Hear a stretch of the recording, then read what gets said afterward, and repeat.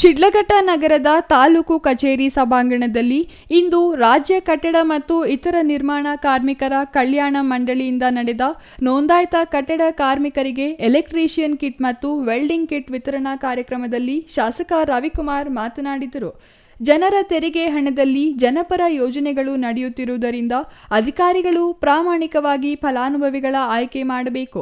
ಈ ಯೋಜನೆಗಳ ಕುರಿತಾಗಿ ಜನಸಾಮಾನ್ಯರಿಗೆ ತಿಳುವಳಿಕೆ ಮೂಡಿಸಬೇಕೆಂದರು. ಸುಮಾರು ಇಲಾಖೆಗಳಲ್ಲಿ ಇವತ್ತು ಬಡವರಿಗೆ ಅನುಕೂಲ ಆಗ್ತಕ್ಕಂಥ ಒಂದು ಸರ್ಕಾರದಿಂದ ಯೋಜನೆಗಳು ಇವತ್ತು ಸರ್ಕಾರದವರು ಘೋಷಣೆ ಮಾಡಿದ್ದಾರೆ. ತಾವು ಮಾಧ್ಯಮದ ಸ್ನೇಹಿತರು ತಾವು ಇಲ್ಲಿದ್ದೀರಿ. ಇವತ್ತು ಪ್ರತಿಯೊಂದು ಇಲಾಖೆಯಲ್ಲಿ ಇವತ್ತು ಜನಗಳಿಗೆ ಅನುಕೂಲ ಆದಂತ ಬಹಳಷ್ಟು ಜನಸಾಮಾನ್ಯರನ್ನ ಗಮನದಲ್ಲಿ ಇಟ್ಕೊಂಡು ಸರ್ಕಾರಗಳು ಘೋಷಣೆ ಮಾಡಿರ್ತಕ್ಕಂಥದ್ದು ಇದನ್ನ ಜನಕ್ಕೆ ತಿಳಿಸ್ತಕ್ಕಂಥ ಕೆಲಸ ನಾವು ಮಾಡಬೇಕಾಗ್ತದೆ.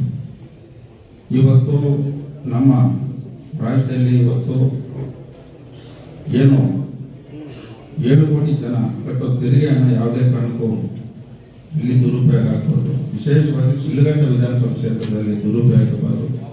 ಕ್ಷೇತ್ರದ ಮತದಾರರು ಇವತ್ತು ನನಗೆ ಆಶೀರ್ವಾದ ಮಾಡಿದ್ದಾರೆ. ನಮ್ಮ ಒಂದು ಅಧಿಕಾರ ಅವಧಿಯಲ್ಲಿ ನಮ್ಮ ಕ್ಷೇತ್ರದಲ್ಲಿ ಇರ್ತಕ್ಕಂಥ ಎಲ್ಲ ಇಲಾಖೆ ಅಧಿಕಾರಿಗಳು ಇವತ್ತು ಜನಸಾಮಾನ್ಯರಿಗೆ ಸ್ಪಂದಿಸ್ತಕ್ಕಂಥ ಕೆಲಸ ಮಾಡಬೇಕು. ಇನ್ನು ತಹಸೀಲ್ದಾರ್ ಬಿಎನ್ ಸ್ವಾಮಿ ಮಾತನಾಡಿ, ಅಸಂಘಟಿತ ಕಾರ್ಮಿಕರಿಗೆ ಸರ್ಕಾರದ ಯೋಜನೆಗಳು ಸಿಗಲು ಮೊದಲು ನೋಂದಣಿ ಮಾಡಿಕೊಳ್ಳಬೇಕು. ಈ ಶ್ರಮ್ ಯೋಜನೆಗೆ ಕಟ್ಟಡ ನಿರ್ಮಾಣ ಕಾರ್ಮಿಕರು, ವಲಸೆ ಕಾರ್ಮಿಕರು, ಬೀದಿ ಬದಿ ವ್ಯಾಪಾರಿಗಳು, ಕೃಷಿ ಕಾರ್ಮಿಕರು ಸೇರಿ 379 ವರ್ಗಗಳಲ್ಲಿ ಕಾರ್ಯನಿರ್ವಹಿಸುತ್ತಿರುವವರು ಒಳಪಡುವುದರಿಂದ ಇದರ ಸದುಪಯೋಗ ಪಡೆಯಬೇಕೆಂದು ತಿಳಿಸಿದರು. ನೋಂದಾಯಿತ 120 ಕಾರ್ಮಿಕರಿಗೆ ಎಲೆಕ್ಟ್ರಿಷಿಯನ್ ಕಿಟ್ ಮತ್ತು 25 ಮಂದಿ ಕಾರ್ಮಿಕರಿಗೆ ವೆಲ್ಡಿಂಗ್ ಕಿಟ್ ವಿತರಿಸಲಾಯಿತು.